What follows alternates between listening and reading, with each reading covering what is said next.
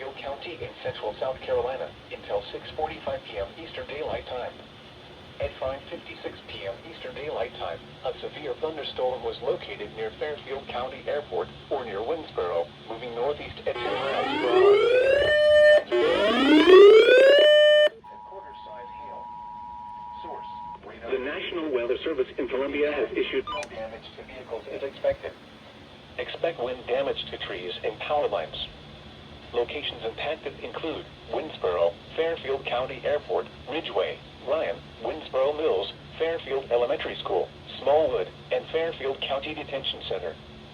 This includes Interstate 77 between mile markers 31 and 46. For your protection, move to an interior room on the lowest floor of a building.